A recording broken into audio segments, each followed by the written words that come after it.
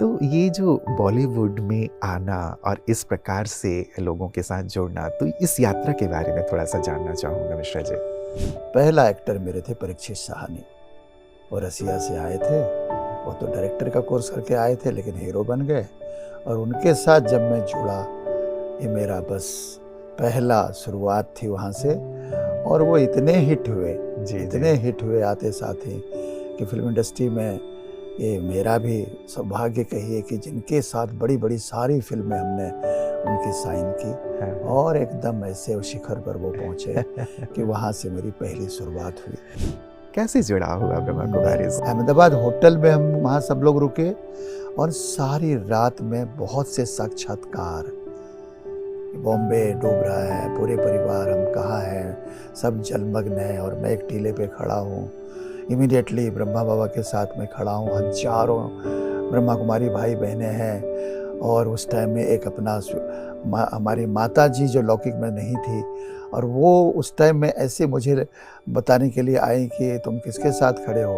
मैं बोला था ना तुम मेरा राजा बेटा, पता है किसके साथ खड़े हो। तो ऐसे साक्षात्कार, बच्चों को भी साक्षात्कार, बड़ी बिटिया मेरी पापा छोड़ के मत जाओ, वो एक पूरी रात जो साक्षात्कार हुई। और वहाँ से जो हम बॉम्बे आए, मुझे कभी कोई मेहनत नहीं हुई। मेरी भोजन जैसे मेरा अंदर नहीं जा रहा था। 5 स्टार होटल का मैं न्यूजीलैंड जैसे जगह में दूध निकल जाता था मेरा। और धीरे धीरे धीरे धीरे भोजन कहिए, उसमें मुरली, अमृत बेला और शुरुआत का जो पीरियड था पूरे परिवार का, वो मैं बता नहीं सकता हूँ कि कम से कम 3 साल तक तो उसके बाद भी चलता रहा। तो मुझे इतनी मुरली से और ये म्यूजिक जिनको कहना चाहिए गाना बाबा के जो है ना, वो ऐसे मुझे उड़ा दिया करता था कि वहाँ से मुझे लगता था कि दिन एक एक पल में जैसे सब कुछ जैसे बड़ा स्पष्ट नजर आता था।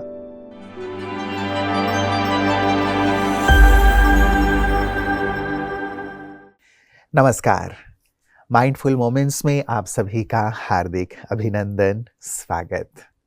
मित्रों, आज हमारे साथ फिल्म जगत के एक ऐसे हस्ती हैं जो लोगों को शिखर तक पहुंचाने में मदद करते हैं। आपको सर्वश्रेष्ठ बिजनेस मैनेजर का दादा साहब फाल्के पुरस्कार प्राप्त है। आप हैं भ्राता चांद मिश्रा जी, जो कि फिल्म अभिनेत्री रवीना टंडन जी और साथ ही साथ प्रियंका चोपड़ा जी के बिजनेस मैनेजर रह चुके हैं। आप 50 वर्षों से फिल्म इंडस्ट्री में हैं और पिछले 27 वर्षों से आप ब्रह्मा कुमारीज़ के साथ जुड़े हुए हैं। ब्रह्मा कुमारीज़ में भी आपने बहुत सारे निर्माण कार्य किए हैं, जिनमें कई ऐसे सुंदर गीतों के एल्बम हैं, कई ऐसी मूवीज़ हैं जो लोगों को आध्यात्म की ओर बढ़ने में मदद करते हैं। तो न केवल बॉलीवुड में रहते हुए आप फिल्म निर्माता के तौर पे जाने जाते हैं, लेकिन एक आध्यात्मिक जगत में भी एक फिल्म निर्माण के क्षेत्र में सक्रिय हैं। तो ऐसी विशेष विभूति भ्राता चांद मिश्रा जी आज हमारे साथ हैं। आइए उनसे मुलाकात करते हैं और बातचीत का सिलसिला शुरू करते हैं। मिश्रा जी, बहुत बहुत स्वागत, बहुत बहुत अभिनंदन आपका। आपका भी बहुत बहुत स्वागत भाई। लोगों को शिखर की ओर ले चलना, ये तो बड़ा ही पुण्य का कार्य और साथ ही सभी चाहते हैं कि ऐसा हमें मार्गदर्शन प्राप्त हो। तो ये जो बॉलीवुड में आना और इस प्रकार से लोगों के साथ जुड़ना, तो इस यात्रा के बारे में थोड़ा-सा जानना चाहूँगा मिश्रा जी। जैसे कि बताया कि 50 साल से फिल्म इंडस्ट्री में, तो शुरुआत के 10 साल जी। वो तो बहुत ही मैंने जिनको कहना चाहिए अच्छे, लेकिन वो प्रोडक्शन के फील्ड में मैं ज़्यादा था 10 साल, जी। जिसमें production manager, controller, business executive करते करते करते फिर हमने ये बिजनेस मैनेजर का शुरुआत की थी। जी। पहला एक्टर मेरे थे परीक्षित साहनी। अच्छा। वो रसिया से आए थे। हाँ। वो तो डायरेक्टर का कोर्स करके आए थे लेकिन हीरो बन गए। और उनके साथ जब मैं जुड़ा, ये मेरा बस पहला शुरुआत थी वहाँ से। और वो इतने हिट हुए आते साथ ही कि फिल्म इंडस्ट्री में ये मेरा भी सौभाग्य कहिए कि जिनके साथ बड़ी बड़ी सारी फिल्में हमने उनकी साइन की हाँ, हाँ। और एकदम ऐसे उस शिखर पर वो पहुंचे कि वहां से मेरी पहली शुरुआत हुई। बिल्कुल, बिल्कुल। और फिर उसके बाद फिर धीरे तो आपने धीरे पीछे मुड़ के देखा ही नहीं। देखा ही नहीं, देखा ही नहीं। तो एक चलिए, ईश्वर दर्जन की कलाकार कम से बहुत कम। अच्छी अनुकंपा रही आपके ऊपर कि जी, जिनसे भी आप जुड़े, शिखर की ओर उनकी यात्रा प्रारंभ हो गई। बिल्कुल, तो बिल्कुल। शायद ईश्वर की इसी शुक्रिया का भाव अदा करने के लिए आप ब्रह्मा कुमारीज़ तक पहुँच गए। कैसे जुड़ाव हुआ ब्रह्मा कुमारीज़ से बिल्कुल, आपका? इनको हम एक लाइन में और स्पष्ट करेंगे जी। कि जब हम एक छोटे से नेपाल के बॉर्डर से एक बिहार में एक छोटे से गांव से निकल के मुंबई आया था, और उस टाइम में भी जैसे बहुत ही भक्ति, मतलब चरम सीमा की भक्त हमारे परिवार है, राधा कृष्ण का मंदिर। जी। और वहाँ से लेकर के जब हम मंदिर में, सब लोग रोक रहे थे मुंबई में, कहाँ जा रहे हो पता नहीं है, तो मैं उस समय में भी माता जी के मंदिर में, और जैसे सिक्का उछाल करके मैंने डिसीजन लिया अच्छा। कि माँ ने बोल दी और मुझे जाना है। और वहाँ से लेकर के जो हमारी चली, वो कोई न कोई शुरू से ही ऐसा लग रहा था कि मुझे पावर हाउस जो है ना, जी। एक मुझे कोई कि ऊपर से मार्गदर्शन आपको मिल दर्शन रही कर है। रहा है। जी, जी। बहुत संघर्ष, बहुत, वो 10 साल के बीच में जितनी चीज़ें आई, लेकिन उनकी शुरुआत में ही मुझे इस चीज़ का महसूस होने लगा, जिनके लिए पूरी ज़िंदगी को मैंने इस धागे में बांध करके देखा कि तूफानों में तोहफा। ये मेरी शुरुआत से एक इनिंग है जी। कि तूफान तो आए, लेकिन सामने से मुझे तोहफा। कभी ऐसा नहीं लगा कि मैं कहाँ आके फँस गया? एक ऐसी उलझन की स्थिति, बड़ी ही कहीं ऐसी स्थिति दयनीय सी हो गई हो कि अरे मेरा गाँव ही अच्छा था, कभी ऐसा संकल्प तो नहीं आया मिश्रा हुआ जी? हुआ हुआ एक दफ़ा हुआ, लेकिन वहाँ भी बड़ा संजोग था, क्योंकि 1970, और जैसे हम यहाँ मुंबई पहुँचे थे, हम होटल में, जैसे हम एक गेस्ट हाउस थे, वहाँ पर हम रह रहे थे। जी। तो उस टाइम में आते ही साथ ही जैसे कि वो हिंदुस्तान और बांग्लादेश की लड़ाई छिड़ गई थी। हाँ, हाँ, तो हाँ। 1 महीना पूरा डार्क ब्लैकआउट, और हम निकल ही नहीं पा रहे थे। तो जी। मुझे फिर लगा कि हम कैसे रहेंगे, क्या करेंगे? अब एकदम चारों निकल ही नहीं पा रहे हैं, और बहुत तो इतना तो लेके आए नहीं थे घर से कि बिल्कुल जो है ना, बॉम्बे जैसे जगह में लंबा सर्वाइव करें। बिल्कुल। मनी ऑर्डर भी भेज देते थे, लेकिन हमने एक ही चीज़ देखा कि टिकट लेने के लिए मैं गया कि चलो चलते हैं, एक दफ़ा जाके फिर आएंगे।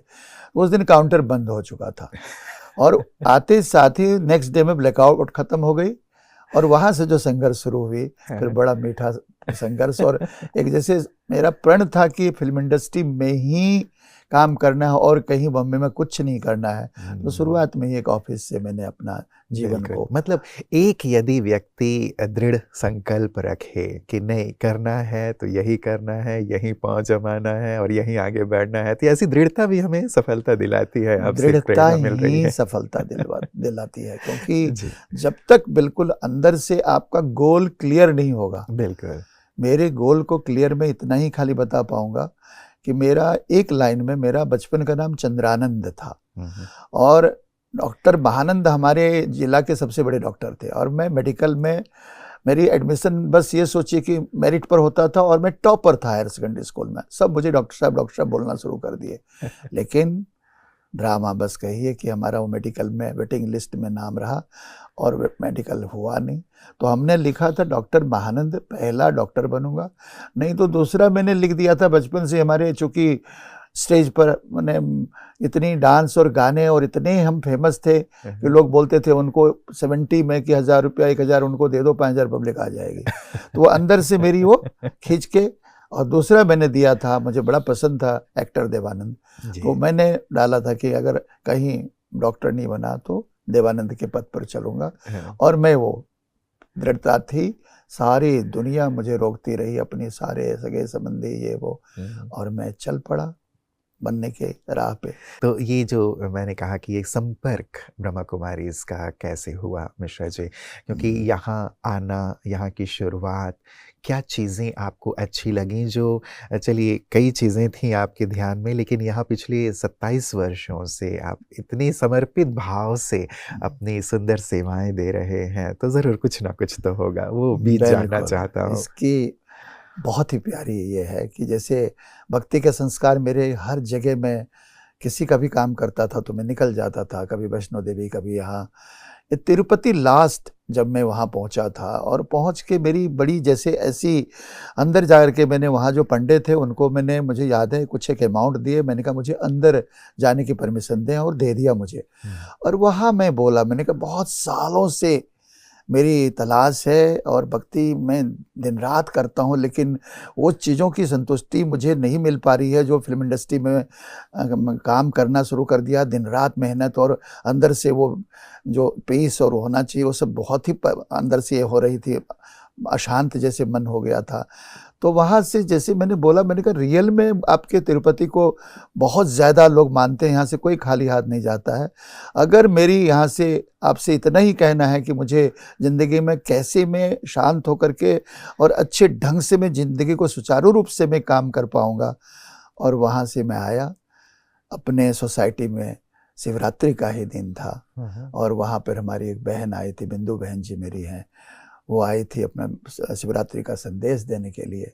और मैं अपने सोसाइटी में चेयरमैन था, और स्टेज पर मैं गया धन्यवाद करने के लिए। और वो जो एक फिल्म देखी और सारा जो सुना मैंने शिवरात्रि के, वो मुझे इस तरह से ये हो गया कि मैं सबको जा के माइक पर ये बोल रहा हूँ कि सोसाइटी की पूरी, आप लोग बहुत बड़े इन्विटेशन आपके पास आया होगा, लेकिन ये इन्विटेशन एक अनमोल निमंत्रण है। 7 दिन का कोर्स सब लोग कीजिए, बाकी कोई आए नहीं आए, लेकिन मैं पूरे परिवार एक साथ 7 दिन का कोर्स किया। और 7 दिन का कोर्स करते ही जो मेरी हालत थी, उनका जो तजुर्बा मैंने सुनाया था बहन को, वो आज तक बोलती हैं कि यह तजुर्बा मैंने कभी नहीं सुना हो। मैंने सीधा उनको कि जैसे सतयुग का दरवाज़ा खुल रहा है और हम अंदर प्रवेश कर रहे हैं, तो एकदम। लेकिन साथ में उन्होंने जब सारी चीज़ें बताई, तो मैंने इतना ज़रूर उनसे पूछा कि मैं तो सर्वगुण संपन्न, आप तो कह रहे हैं कि इतने भोजन और ये सारी चीज़ें, और इंडस्ट्री में ना चाहते हुए भी, दिल से मैं नहीं चाहता था, लेकिन खान पान ये सारी चीज़ें हमारी है। तो बोले 7 दिन का कोर्स और कर लीजिए। और वो 7 दिन का कोर्स हमने और किया, और 2 महीने के अंदर में उन्होंने मुझे मधुबन भेज दी। जबकि बड़ी दीदी दिव्या बहन जी से हमारी बात की, मैं सुन रहा था, बोले फिल्म वाले हैं, कहाँ भेज रहे हो? बोले नहीं, छुट्टी मनाने के लिए जाते हैं, अपनी गाड़ी में पूरा परिवार जा रहे हैं, जाने दीजिए, एक गाड़ी और है। और कैसे भी कन्विंस कर ली उन्होंने। और वो पहले मधुबन में आने के बाद 7 दिन का जो, वो जिस टाइम में बहुत ज़्यादा यहाँ कुछ था नहीं, और वो जो सारी दादियाँ, वरिष्ठ भाइयों से, उन सबका मिलन का सुंदर और अनुभव। उनका सबका एक एक चीज़, और कोई जगह नहीं है, गुरु शिखर ये वो सारे अचलगढ़, मैंने कहीं पर भी कोई जगह नहीं है। जगह का जैसे पत्तों पत्तों को मैं ऐसे देख रहा था, ढूंढ रहा था। और सबके क्वेश्चन आंसर उसमें, रामलोचन भाई को मैंने बोला, मैं तो भक्ति का ये, अच्छा इतने भक्ति आप करते थे? मैं आधा घंटा उन्होंने क्लास करा दी, शांतामणि दादी, मैंने ये सारे। सबका बहुत गहरा प्रभाव रहा। बहुत। मिश्रा जी, एक चीज़ जो लोगों के मन में उठता है, आप इंडस्ट्री में थे और भी लोग अलग अपने फील्डों में होते हैं, तो जब आध्यात्म से जुड़ते हैं, ब्रह्मा कुमारी जैसी संस्था जो आध्यात्मिक संस्था है, मन में यही आता है कि यहाँ तो हमें खान पान की शुद्धि रखनी पड़ेगी, जो भी नॉन वेज है या फिर लहसुन प्याज है वो नहीं खाना होगा, या फिर कुछ ब्रह्मचर्य जैसी कुछ सुंदर धारणाएं हैं जो अपने आप में लोगों को बहुत ही उच्चतम लगती हैं। तो क्या ये आपको कठिन नहीं लगे? आपके मन में इनके लिए प्रश्न नहीं उठा? बहुत अच्छा, इनके लिए भी मैं यही कह सकता हूँ कि जब मधुबन से मैं जा रहा था, और उस टाइम में वो महेशाना में एक वाटर पार्क बना था, हम लोग सब स्विमिंग बहुत ज़्यादा करते थे, पूरे परिवार रोक दिए और स्विमिंग करने के लिए गए। और अंदर नहीं जा पाया मैं, वहाँ देख करके मुझे लगता था कि मैं स्विमिंग नहीं कर पाऊँगा। कोल्ड ड्रिंक पीने गए तो कोल्ड ड्रिंक पिया नहीं जा रहा है। अहमदाबाद होटल में हम वहाँ सब लोग रुके, और सारी रात में बहुत से साक्षात्कार, बॉम्बे डूब रहा है, पूरे परिवार हम कहाँ हैं, सब जलमग्न है, और मैं एक टीले पे खड़ा हूँ। इमीडिएटली ब्रह्मा बाबा के साथ में खड़ा हूँ, हजारों ब्रह्मा कुमारी भाई बहनें हैं। और उस टाइम में एक अपना हमारी माता जी जो लौकिक में नहीं थी, और वो उस टाइम में ऐसे मुझे बताने के लिए आई कि तुम किसके साथ खड़े हो? मैं बोला था ना, तो मेरा राजा बेटा, पता है किसके साथ खड़े हो? तो ऐसे साक्षात्कार, बच्चों का भी साक्षात्कार, बड़ी बिटिया मेरी पापा छोड़ के मत जाओ, वो एक पूरी रात जो साक्षात्कार हुई। और वहाँ से जो हम बॉम्बे आए, मुझे कभी कोई मेहनत नहीं हुई। मेरी भोजन जैसे मेरा अंदर नहीं जा रहा था। 5 स्टार होटल का मैं न्यूजीलैंड जैसे जगह में दूध निकल जाता था मेरा। और धीरे धीरे धीरे धीरे भोजन कहिए, उसमें मुरली, अमृत बेला और शुरुआत का जो पीरियड था पूरे परिवार का, वो मैं बता नहीं सकता हूँ कि कम से कम 3 साल तक तो उसके बाद भी चलता रहा मेरा युगल का। लेकिन बच्चे लोग थोड़े ढीले होते गए, लेकिन वो मेरा जो एकदम चलता रहा, वो उसमें मुझे इतना पक्का मतलब बनाया। परमात्मा साक्षात्कार के माध्यम से आपकी ये सारी चीजें सहज हो गई और लगा कि नहीं, ये किया जा सकता है। 100%। और जो भी हमारे दर्शक भी ये सोचते हैं कि नहीं, आध्यात्म का पथ थोड़ा सा जटिल है, वो भी यदि हिम्मत रख करके इसमें आगे बढ़ते हैं तो जरूर परमात्मा मदद उन्हें प्राप्त बिल्कुल होती है। और बिल्कुल। वैसे भी ये सुंदर चीजें हैं हाँ जी। जो जीवन को श्रेष्ठता की ओर लिए चलती हैं। एक और विशेष चीज जो ब्रह्मा कुमारी कहती हैं, आपके अनुभव क्या रहे कि परमात्मा धरा पर आकर अपना कर्तव्य कर रहे हैं, कलयुगी सृष्टि को सतयुगी सृष्टि बना रहे हैं, तो ये जैसे एक संधि काल है, संगम का काल है और स्वर्णिम युग, स्वर्णिम भारत का निर्माण हो रहा है, हम सबको ये करना है। तो ये जो एक विशेष विषय है, इस पे आपकी क्या अनुभूति रही? इसमें मैं इतना ही कहना चाहूँगा कि एक तो चूंकि मैं सिंगर बनने आया था मेन, जी। तो एक तो म्यूजिक पार्ट यहाँ का जो है ना, वो मुझे ऐसा उड़ा देता था, योग में ऐसा उड़ा देता था कि वहाँ से मेरी जैसे भविष्य दर्पण बहुत कुछ मेरा स्पष्ट, मुझे इतने मुरली से और ये म्यूजिक जिनको कहना चाहिए गाना बाबा के जो है ना, वो ऐसे मुझे उड़ा दिया करता था कि वहाँ से मुझे लगता था कि दिन एक एक पल में जैसे सब कुछ जैसे बड़ा स्पष्ट नजर आता था। बहुत तूफान आए इंडस्ट्री में। अब रवीना टंडन के साथ उस टाइम मैं जुड़ा था, वो बोल रही थी कि चांद जी, अरे क्या आप खाना पीना ऐसे जब छोड़ देंगे, थोड़े दिन आप भी मैंने काम कीजिए और मैं भी बाद में हिमालय पर चली जाऊंगी, आप भी चले जाना। तो इंडस्ट्री में एक जैसे इस तरह के बहुत से मैंने अनलिमिटेड माहौल आए, जहाँ कमेंट्स करना, ये करना कि इतने जॉली इंसान, ये वो गाने डांस करने वाला, और ये कहीं भोजन तक नहीं करता है। तो ये सब आता रहा, लेकिन इसमें इतना ही मैं कह सकता हूँ कि दृढ़ विश्वास कहिए या बाबा का प्यार मुझे इतनी ज़्यादा, और इसमें हमारी युगल वो थोड़ा और आगे बढ़ती जा रही थी। उनकी प्योरिटी, उनकी धारणा, उनके भोजन, मतलब वो मुझसे एक स्टेप वो आगे भाग रही थी। और चूँकि वो जा रही थी और मुझे भी उनके साथ में हर चीज़ें अच्छा लग रहा था, और दोनों को इस तरह से अच्छा लगने लगा कि ये सब जैसे साइड सीन इंडस्ट्री में आता रहा। पार्टी में भी हम जाते रहे, जाकर के काम भी कर रहे हैं उन्हीं के साथ में। लेकिन जैसे पार्टी शुरू होती थी तो वही रवीना टंडन जी, प्रियंका चोपड़ा जी, एक ऐसा भी समय आया जब वो बोले जूस कुछ लेंगे, मैंने कहा नहीं, और अपने आदमी से वो बोलते थे कि जाओ चांद जी को गाड़ी तक छोड़ के आओ। तो एक ऐसा भी समय था जब उनकी सारी वर्ल्ड में पूरा मेरा जाना है उनके साथ में। लेकिन आपके जो ये आध्यात्मिक नियम थे, इन नियमों को आपने अपने साथ रखा। और कैसा आपको लगा कभी चांद जी कि ये जो आध्यात्मिक नियम है या ध्यान है, ईश्वर का साथ है, इसने मुझे चुनौतियों में, जो विकट चुनौतियां आई इंडस्ट्री में, उसमें इसने मुझे मदद की? कोई ऐसा पल आपके जीवन के अनुभव का? क्योंकि लोगों को लगता है कि भाई हम आध्यात्मिक हो जाएंगे तब फिर इंडस्ट्री में कैसे रहेंगे, लेकिन आपने ये करके दिखाया। तो क्या कभी कुछ ऐसी चुनौती आई जहां आपको लगा कि सचमुच ईश्वरीय शक्ति, वरदान और ये आध्यात्मिक मार्ग ऐसे समय में मेरी मदद के लिए आगे आए? उसकी एकदम बहुत ही अच्छी उदाहरण मैं दूंगा। न्यूजीलैंड में हमारी शूटिंग चल रही थी, 15 दिन का शूट था। अनिल कपूर जी और रवीना टंडन जी की उस टाइम में शूटिंग थी। और हम जब भोजन हम घर से लेके गए थे, उसमें हमारी मदद भी करते थे कि नहीं, कस्टम वस्टम में भी आर्टिस्ट मेरे कि इनका जाने दीजिए, बाहर भोजन नहीं करते हैं। और सेंटर भी मैं कुछ ऐसे हर जगह का मेरा एड्रेस और इस तरह का मेरा लेके जाता था फ़ोन नंबर कि मैं जहाँ जा रहा हूँ वहाँ मैं सेंटर पे चले जाऊँ। तो वहाँ मेरा 10-11 दिन में मेरे भोजन खत्म हो गए। अच्छा। और जिनका नंबर मैंने लिया तो न्यूजीलैंड में जब हम क्राइस्ट चर्च में शूटिंग कर रहे थे, वहाँ फ़ोन किया तो बहन हमारी मिली नहीं सेंटर पे, बोले वो बाहर गई हैं।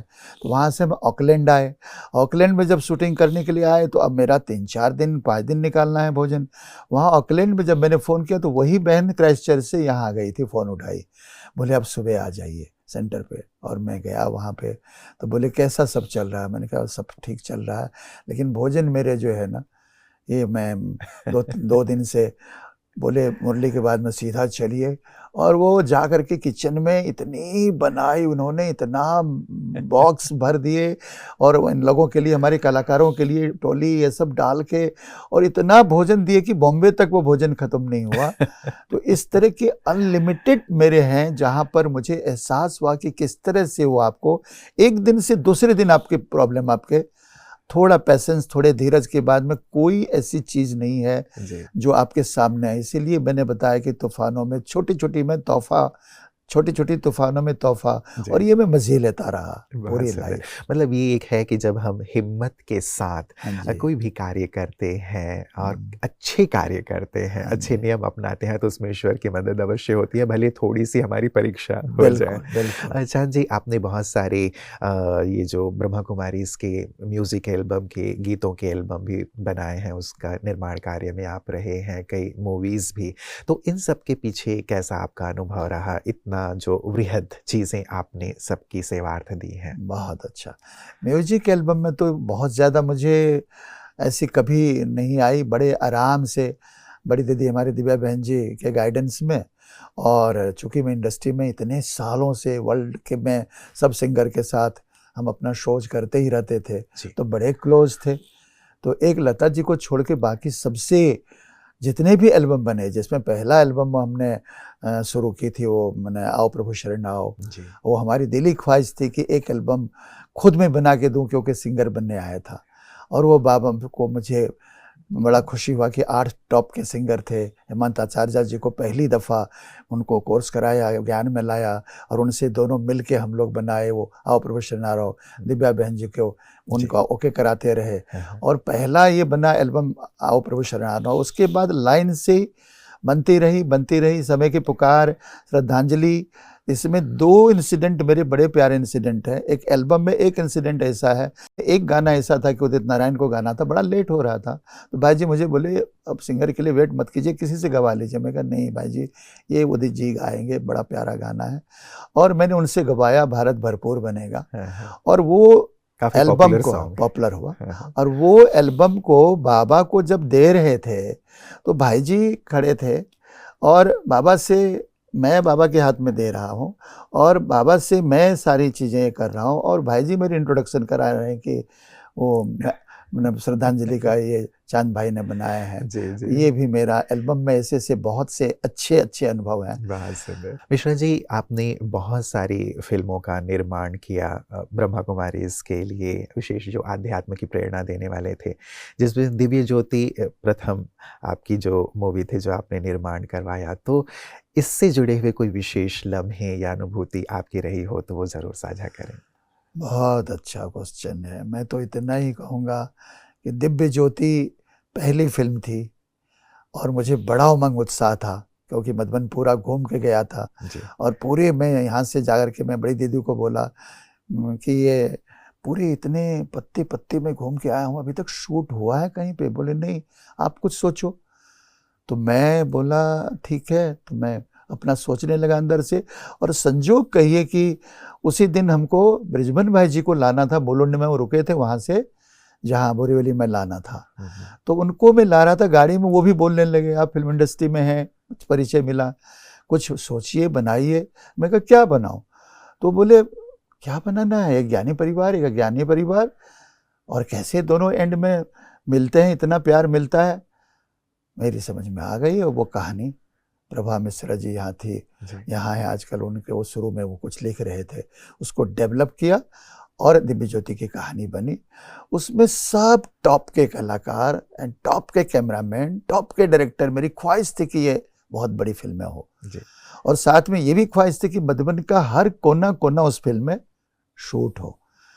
तो वो कर लिया मैंने, लेकिन जब कास्टिंग करना शुरू किया तो बहुत परेशानी हो रही थी। जिसमें उस टाइम में महाभारत का करण मेरा, पंकज धीर बहुत बड़े एक्टर थे। मैंने उस टाइम में वो सीरियल में 50,000 पर डे के कलाकार थे और काम मेरा 15 दिन का था उनका। इतनी बजट तो थे ही नहीं, बड़े थोड़े से बजट मेरे पास में थे। लेकिन मैंने चूंकि पंकज धीर जी को एक बहुत बड़ा फिल्म दिलाया था, ये सब वही कलाकार को मैं लाया हूँ जिनका कहीं न कहीं मैंने कुछ न कुछ मैं दे करके और कुछ लिया नहीं था, और ऐसे पीरियड में था। तो उनको इतनी बड़ी फिल्में दिया था कि वो उसी से चल पड़े थे। तो बोले हाँ आपके लिए तो मैं जाऊंगा, तो उन्होंने हाँ कर दी। फिर इसी तरह से सारे बड़े कलाकार आने लगे, सत्यन कपूर, राम मोहन जी, माया अलग, दीप शिखा, बहुत बड़े एक्टर थे उस टाइम में। तो ये सब कास्ट हो गई, और कास्ट करते करते करते करते करते उसमें एक कास्ट जब मेन लीड का मैं करने लगा तो वो करके और हाँ करके ना कर दी।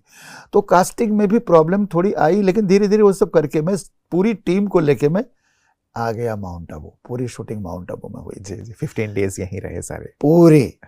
और पूरी फिल्म की शूटिंग हुई, एडिटिंग हुई, बैकग्राउंड सब टॉप लेवल का कराया। और विश्वास कीजिए वो फिल्म इतनी कम में बनी हुई है कि बोलना भी नहीं चाहिए, जबकि वो उसके 100 गुना प्राइस में भी बनाना चाहे तो उस टाइम में वो नहीं बन सकती थी। लेकिन बाबा ने दिल से वो बनवाया है, ईश्वर को अर्पित करके बनवाया है, और इतनी सुंदर अनुभूतियां जुड़ी हुई हैं। तो मैं ज़रूर अपने दर्शकों से चाहूँगा कि दिव्य ज्योति फिल्म आप अवश्य देखें, जिसमें बहुत सुंदर संदेश है कि कैसे हम अपने जीवन में आने वाली चुनौतियों का अध्यात्म के माध्यम से सामना कर सकते हैं, और कैसे परम ज्योति से मिल सकते हैं, कैसे अपने जीवन को ज्योतिमय बना सकते हैं। जैसे 13 डे, बहुत सी हुए माया, और भी बहुत, ज्वेल ऑफ लाइट, दादी की बहुत सी फिल्में बनी। इनको एक शब्दों में हमारे मृत्युंजय भाई जी ने जब एक दफ़ा शुभकामना मुझे भेजी थी 50 साल इंडस्ट्री में जब हुआ था, तो उनमें एक ही शब्द उन्होंने बोले थे कि आपने तो बिल्कुल एक लाइब्रेरी बना दिया एल्बम का और फिल्म का। तो ये बाबा का इससे बड़ा मैंने ये हो नहीं सकता है, जबकि उन्होंने करवाया। मैंने तो बता दिया कि शुरू से मैं कभी भी ये महसूस मुझे नहीं हुआ उस दर्द तक। उस कड़ी में एक चीज़ मैं आपको बताना चाहूँगा कि हमारी इंडस्ट्री में मैं बहुत ज़्यादा होता है जी, बहुत ज़्यादा, और मुझ में भी आ गया था, बट मुझ में शुद्ध में था। तो 2-3 मीटिंग के बाद अमृत बेला में बाबा मुझे ये एकदम जैसे एहसास दिला दिया कि तुम कितना इनविटेशन सबको बांटो, सबको बुलाओ, सारी सेवा करो, लेकिन करूँगा मैं ही। और विश्वास कीजिए जब वो मैं को मैंने तोड़ दिया, धीरे धीरे सेवा शुरू हुई। और उस दिन से मुझे कभी ये नहीं लगा, कभी 200 को फ़ोन करो तो 2 नहीं आता है, कभी 3 को फ़ोन करो तो वो आ जाता है। इस कड़ी में आप बेशक मैं एक लाइन और जोड़ूंगा, गुलजार दादी जी हमारी आई, हमारा मैंने अपने सेंटर का उद्घाटन करने के लिए गोरेगांव, और वो ऐसे हम लोग भोजन कर रहे थे और बोले कि कौन कौन आ रहे हैं, तो बोले वो तो चांद भाई का डिपार्टमेंट है। मेरी तरफ दादी देखी, बोले, मैंने कहा दादी मैं इनवाइट बहुत करता हूँ, लेकिन जब जो स्टेज पर आ जाएंगे ना तब तक आ जाएंगे, वो आप देख लीजिएगा। बोले नहीं नहीं, सफलता बरस है, सब लोग आएंगे।